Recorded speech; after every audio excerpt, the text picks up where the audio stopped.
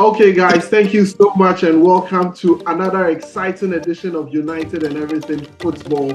This is episode 11 of this beautiful podcast, and I'm, as usual, joined by Kwame and Chubwesia. For today, we are joined by, Charlie, Daniel Francis. Charlie, guys, thanks for joining us. Thanks for joining us. Kwame, how are you doing? Better. We are not coming on the back of the back-to-back loss. This time around, we are coming on the back of a dramatic win. The United way of winning, right? I guess. How do you feel? Relief. There's just one word to sum it all up. It's just relief. We needed to win before we go for this 2-week international break, and we managed to do that. So yeah, relief. It's a big relief for us. Oh, Charlie, how has it been with you? I just want to thank God for. I want to thank God for Scott McTominay's life. Charlie, God bless that boy and continue to bless him. Charlie. But how does that sum up your emotions? I mean, for that, the win. Look. I think the good thing about the game is I didn't watch it live. So I was following updates. I was in a meeting and I was following updates. And at 1-0, I put my phone on Do Not Disturb, and then it was 90th minute and just shifted it away because I was very angry. And then I just decided to check the rest of the scores. And then I see full time. If you know the United app, the notification, it says full time Scott McTominay double. And I'm like, what? I look like I screamed a bit, but I had to compose myself because I was in the meeting. But Charlie, God bless McTominay. God bless McTominay. All right, guys. So who would have thought? Who would have thought? We'll be looking at this game, and also we'll be looking at what's really happening with the club in terms of our football. We'll be looking at Erik ten Hag as a coach and whether he's really taking us to where we really want. Also, over the last couple of minutes, there's been some news on the ownership, the sale, some bits of news coming up. We'll be discussing all of that. So we are going for a quick break. When we come back, we'll delve into the issues.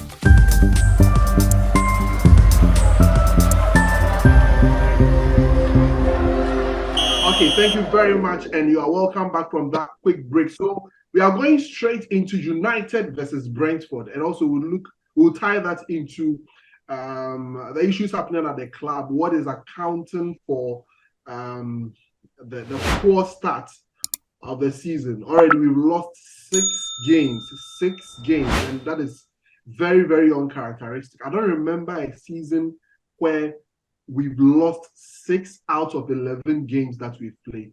It's mind blowing, and so I'll start with you, Kwame, as usual. I don't know, like what really went through your mind before Scott McTominay saved us from the Lions den, because people were ready to pounce.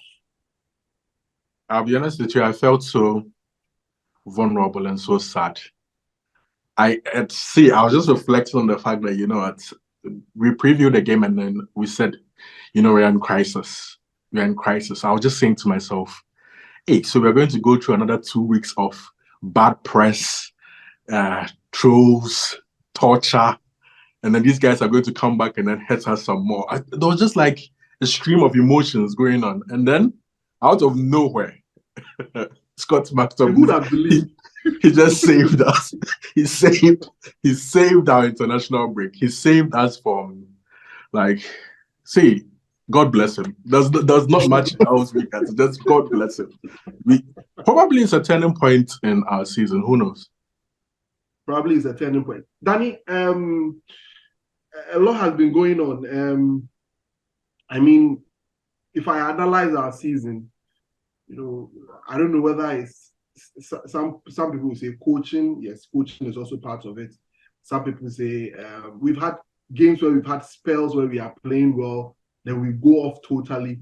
We've had injury issues, off the field issues a lot, from Greenwood to Anthony to Sancho. I mean, a lot has happened. Let's look at the Brentford game first. I'm sure you've had the opportunity to watch it, and then we can go through everything that's happening with the club. What's your thoughts on everything?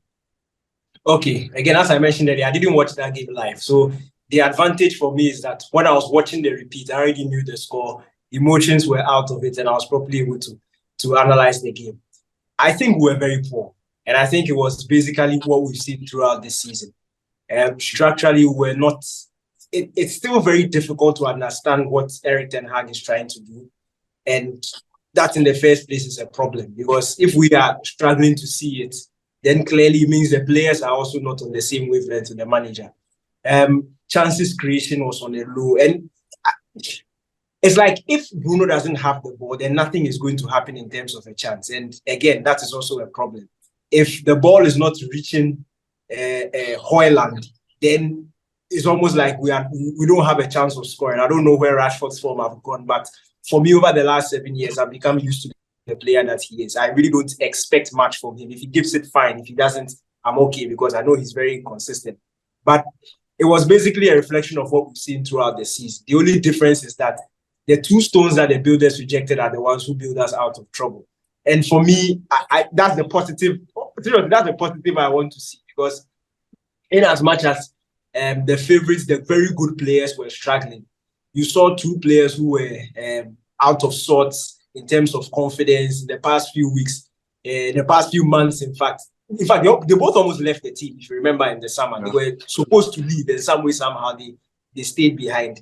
And then if you watch Maguire's performance over the last 2 games, I think he's been really good. McTominay also came in. And that's the attitude that we want to see from Manchester United players. It doesn't matter where you stand in the manager's plans, but once you are called upon, you should give your very best. And that's what we saw from the two of them. So I was happy from that regard. But again, like Kweku said, it's not like Kwame said, it's not something that we should be overly joyful about, because it's just papering the cracks that we've seen. Yes, it's a win, and I'm very happy, because it is better to win ugly than to lose, and then we go on these 2 weeks where we are extremely sad. So yes, the win is still a positive. Mami, what makes you think we are like it's likely to be a turning point for Erik ten Hag and his charges? Right, so you just take us back to last season. You know, sometimes you just need this kind of results, you know, when everything is going against you, when your backs are against the wall. You just need something to finally go your way. I've always referred to Murphy's Law throughout the entire season.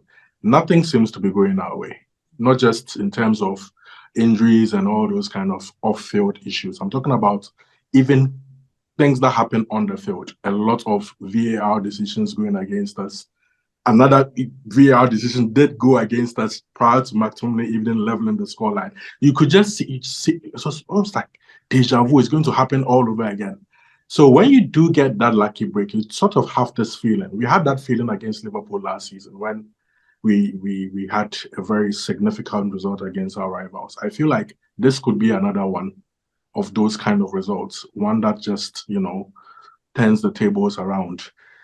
2 weeks allows us to, allows our manager to reflect on a few things, because I feel tactically he hasn't covered himself in glory. And also on the injury front, it allows us to get a couple of bodies back. So you never know. Maybe this could actually be the turning point. The players have referred to it, though, that it could be their turning point. Hopefully players come back from the international break with few injuries, and then we go again. Danny, how do you think injuries have disrupted the coach's approach or ways of doing things? I mean, in terms of the season, how do you think these injuries have affected us? Because if you look at our back line, the whole of the season, we've not had our first. I think aside the first game against Wolves that we had AWB, Shaw, Licha, and then Varane playing, there's been an absolute disruption of our defensive line. I mean, throughout the season, Shaw has gone out for long, followed by Malacia hasn't been around. Wan-Bissaka is gone. I'm praying for Dalot, because I know Dalot will go very soon. I pray that before Dalot goes, someone comes in. Otherwise, we'll have Amrabat at right back. The left back that we went to buy has decided to also get injured. I mean, a lot of disruptions. What do you think, Danny? Martinez out long term. Yes. Yeah. Look, I I don't want to sound like the guy who is putting too much pressure, but take a look at Arsenal. Okay, Martinelli was out, Saka was out, they had Partey out, they had Timber, new signing, comes in first game, he's out for 6 months. They've also had significant injuries, but they are still playing good and they are still winning.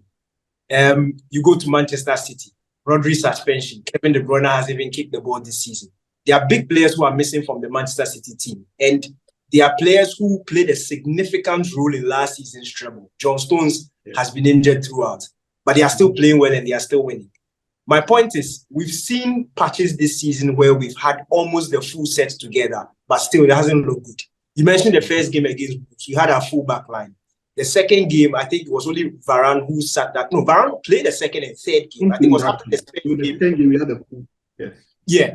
So I think it was after the Spurs game that the injury started happening. And in terms of structure, in fact, the first 3 or 4 games, the only person we were missing was Højlund in attack. And that was when we had Garnacho playing out left and Rashford playing in the middle. But again, I don't think that you can attribute the team's entire playing style based on who is playing in the number 9. Okay, so if the team was good enough, we should be seeing better defending. The number 9 doesn't add or subtract anything to that. We should see a better structure in terms of midfield compactness. We didn't see that. So if somebody told me that when Højlund comes, things will be better, that's not a good enough reason. And we've seen that Højlund has come. Yes, other players have gotten injured, but the problem is it's like a central problem, and it doesn't seem to go away depending on who is hurt or who is fit. I can bet you that if the whole team comes back this weekend and we continue to play the way we are playing, we are not going to see anything different. So I don't think injuries have been as major as for me. The major problem is coaching. The major problem is coaching. Okay, we'll get to the Ten Hag problem. But Kwame, off-field issues, injuries. I don't know what your thought is on that. I don't know how do you think it's disrupted our flow of things or the coach's idea of playing football and everything. When you delve into things too much, it begins to sound like excuses. But then we cannot ignore some of the things that have happened, besides the fact that tactically the coach hasn't really been on top of his game. If every big team had its back four absent, we can even refer to the likes of City and Arsenal. Let's just use those 2 teams. If you tell me that Laporte, Walker, and Ake, and let's say who else, Gvardiol are not going to be available, what kind of back four is City going to line up? It will be very difficult for any manager. If you tell me Saliba, last season, Saliba missed the latter part of the season, just Saliba. And many of their fans attribute their late collapse to the fact that if he was probably still available, instead of Holding, they could have had a better shot at the title. But imagine you don't have Saliba, you don't have Gabriel, you don't have White, and you don't have a left back, Zinchenko. Which kind of back four is going to hold the fort for Arsenal? It will be difficult for any manager. So in as much as we don't want to make excuses for the manager, the injuries are actually playing a part in all this. It would be fair to him if he could have everybody available and try and change the tide of things. But then being this handicapped, come on, it's playing a role in all this. Besides that, he's had issues beyond.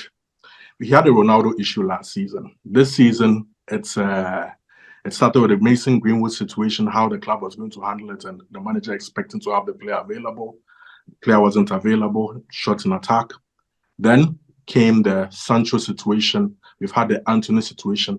There's so much disruption around the team, which hasn't really helped the situation. So yes, he has to improve in terms of how he manages the playing style of the team. I think he has an idea as to how he wants to push us forward this season from how we used to play last season, where it was more reactive than actually trying to set up a structure that can, push the team forward. But this season, he's trying to implement something, an idea, a concept, but then it hasn't come to fruition. And a bit can actually go down to the fact that he hasn't had the full squad to be able to, pick and choose from. So yes, it's a lot going on, a lot.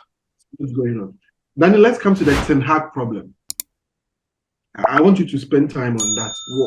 What do you think is Ten Hag's problem? And do you think it's more structural from the top? Do you think it is the coach himself, or who is confused as to what to do?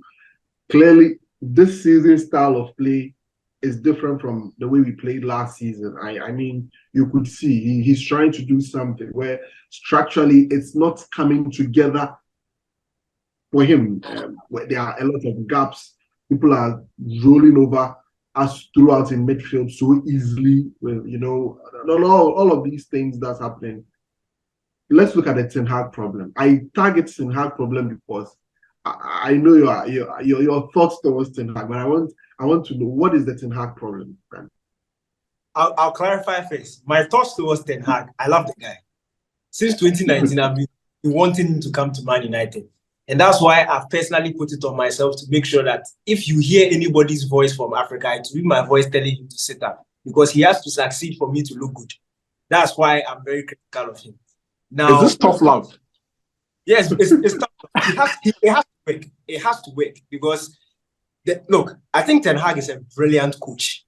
He is. If you saw what he did with Ajax, nobody can look at that Ajax project and tell me it was a fluke. You can't sustain a fluke for 3 years or 4 years. If you look at what he did with the Manchester United team last season, nobody can tell me that it was a fluke. Okay, and I think that the disparity between Ajax's style and what he did with Man United last season just shows how much of a good coach he is.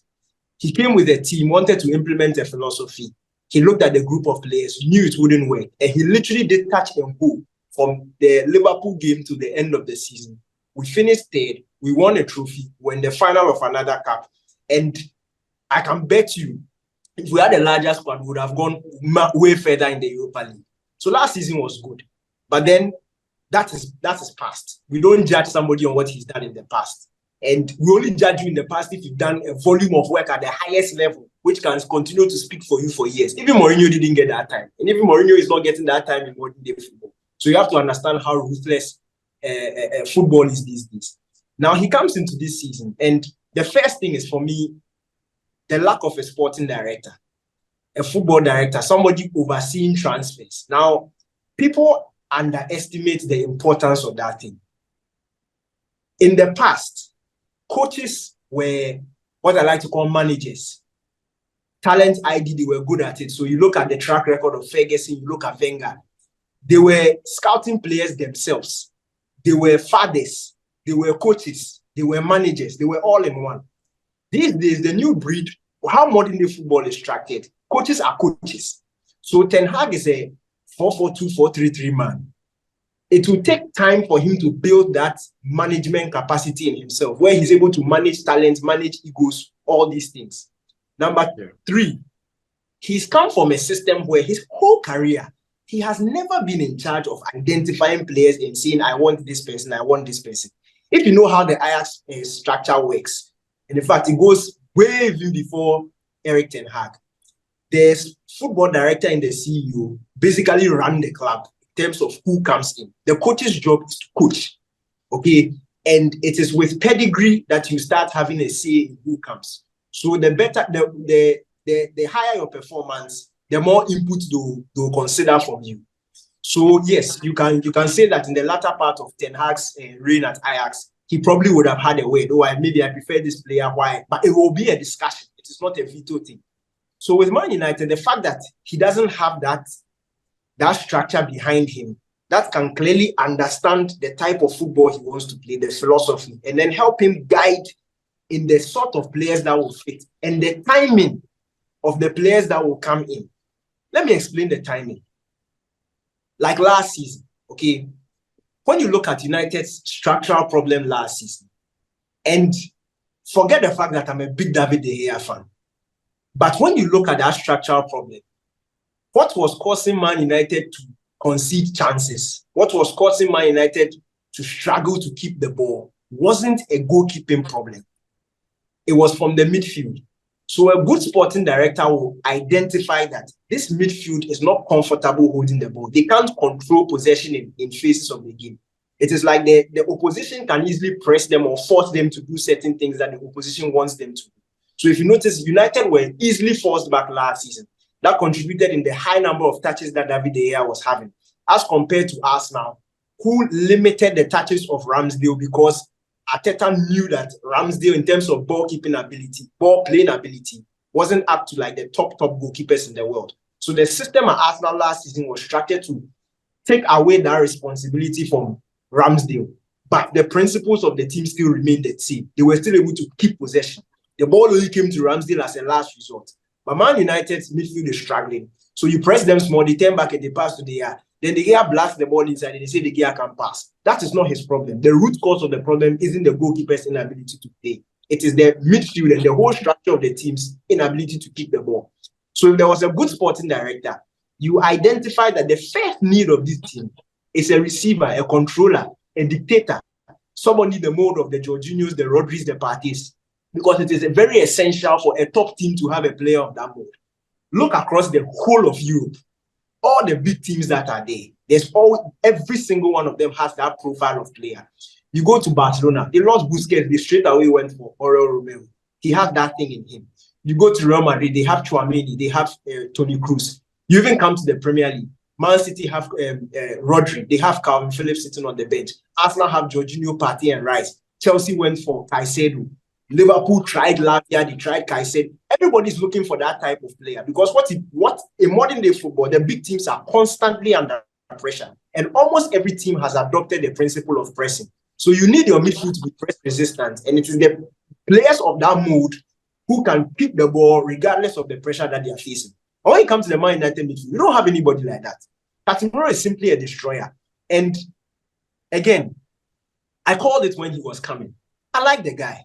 He's a very good player. He's accomplished a lot. But where we are going, he's not the sort of player that we need in our team. Fine, it was a stopgap thing.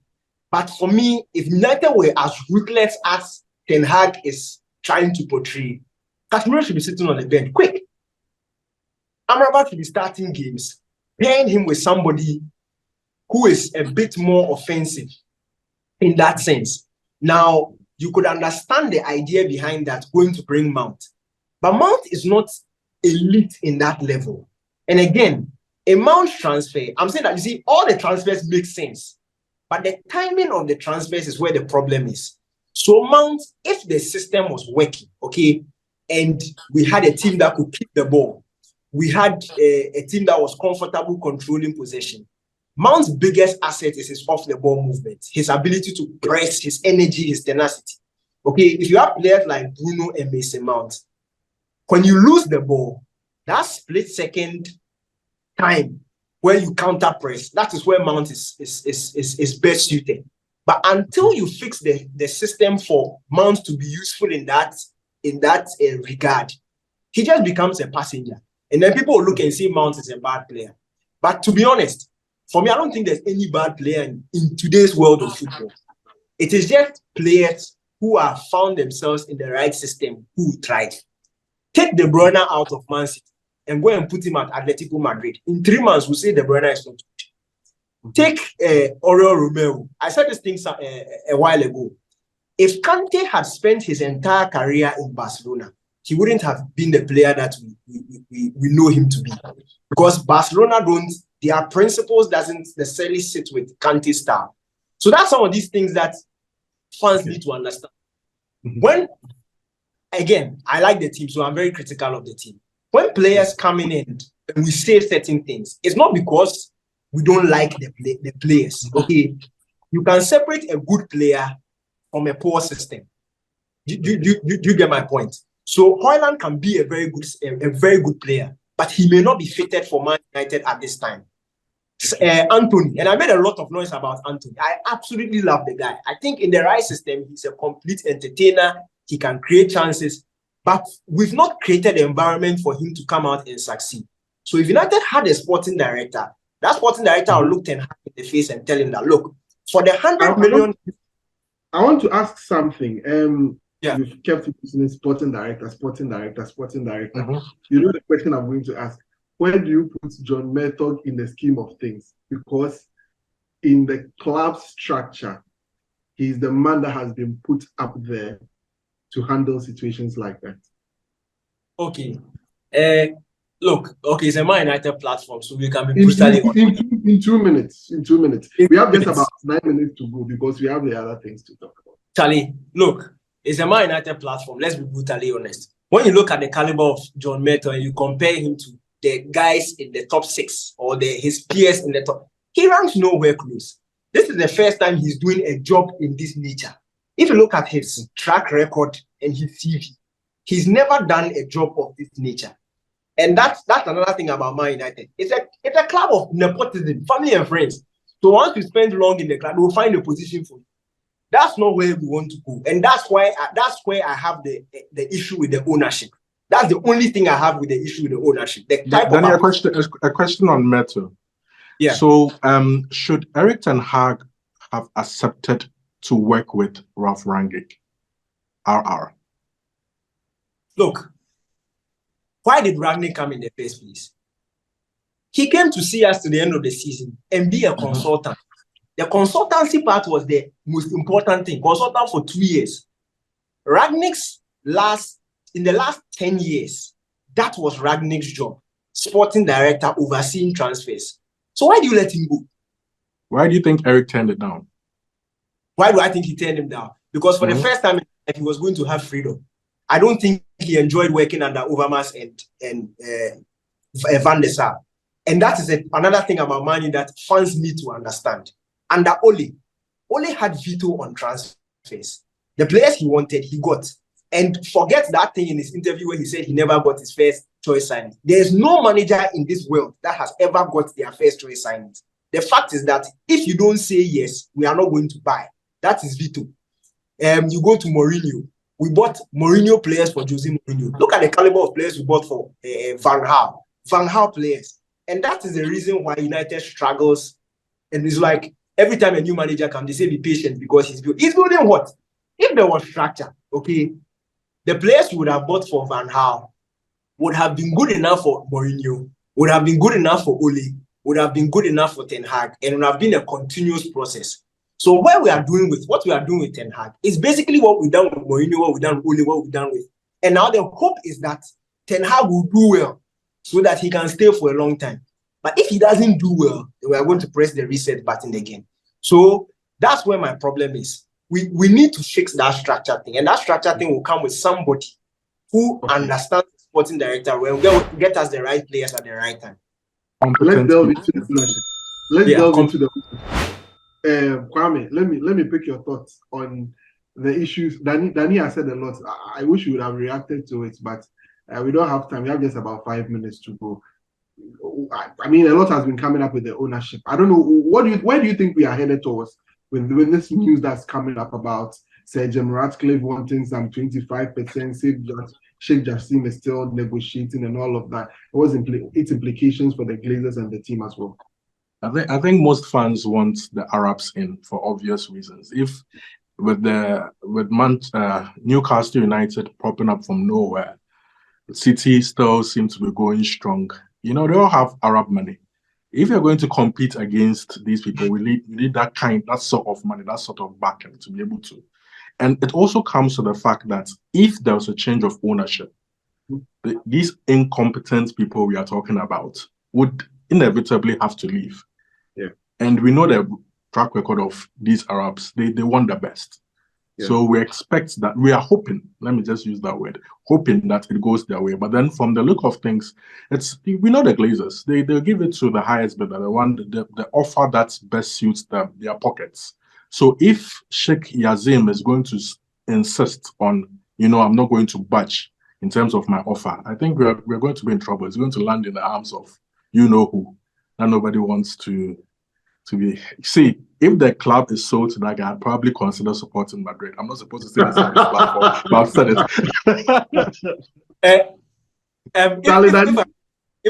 I don't want to be the devil's advocate, but again, Manchester fans, the initial release that started this whole topic about ownership thing, the Glazers never said they were going to sell. They said they were open. Yeah. So we are the ones who have gotten excited and are forcing them to sell. Look, if something is for you and the thing is doing well for your pocket, why will you sell it? The team is making money. Whether we are in Europe, whether we are not in Europe, it's making money for them. So I think the issue here is the Glazers model has always been based on the fact that they've not had to put money into the club, right? But looking forward, the club is moving in a certain direction that requires external investment into the club. And that's where people are looking at the fact that if the Glazers have always never ever put money into the club and are not going to put money into the club, then they must as well just sell the club and move on. You know, they are stubborn. They are the toughest owners I've ever read about or seen or experienced in football. All these uproar and all these things don't move them. But then what seems to be moving them this time is the fact that they need to put money in and they're not prepared to do that. So it's the hope at this point that, you know what, if you're not going to put money in, you must as well just pack your bags, sell the club and just move on. But now, who are you going to sell the club to? Because whoever sold the club to the Glazers has put us in this situation. If they sell us to bad owners again, then the rot just keeps on going. But Kwame, what's the guarantee that the Arabs will come and things will be set in the right direction? Because nothing is actually guaranteed in football. You go off what you see elsewhere.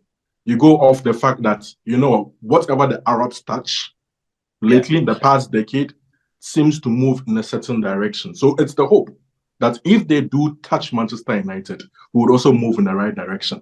If you sell us to a British man, a Brit, see, I don't want to say. I think you know what I want to say. We don't want to go down that road. We must. I'd rather we stick with the Glazers than the club is sold to Sir Jimmy Ratcliffe. I'm serious. For the reasons I cannot mention on this show. I'll tell you the reason. Mount will be captain. We'll go and sign. Look, we'll have Calvin Phillips and look. At least you know my issue with Jim Ratcliffe has to do with his track record as a club owner. We know what's happened at OGCBs. It's not been, you know, there's been a lot of issues. I mean, the supporters are not so happy. I mean, if you're a fan of the club and you are looking at his track record as a club owner, you simply aren't happy or are not going to be happy about the fact. The man was a season ticket owner at Chelsea. He tried to buy Chelsea. He tried to buy Chelsea, but claims to be a lifelong United supporter. I mean, it's a whole lot of things. Maybe United is a crown jewel that he's likely to, you know, take very good care of compared to what he's doing with OGC. But guys, let me take your final thoughts. We have just about a minute to wrap up. Danny, where do you think we are headed? I mean, with the club and its ownership. What's your prediction? What do you think will happen? With the ownership? Yes. I don't think the Glazers will sell. We'll be talking about this time. Kwame, where are we going? They have to sell. They absolutely have to sell. Okay, guys, thank you so much. It's been fun having you on. But I'm wearing a shirt. Which year do you think we wore this shirt? 99? Nah, it goes way back. Probably 1992, 93. This Mark Hughes. I remember. Cup Winners' Cup, yeah? 91. Yeah. So this was 1990, 1991. 91, yeah. 1991. Okay, all right. So I'm wearing a Steve Bruce shirt. A very vintage shirt. I think it's cool. All right. Okay. You have to hook up with your. You have to hook us up with your guy. Don't worry. Okay, guys. So we are off in a couple of minutes. Thank you so much for joining. Thank you so much, Daniel Krantz. Thank you, Kwame. So remember to hit the subscribe button every time and also hit the notification bell. We are grateful for your time. I will meet you next week on the same channel. Have a great time.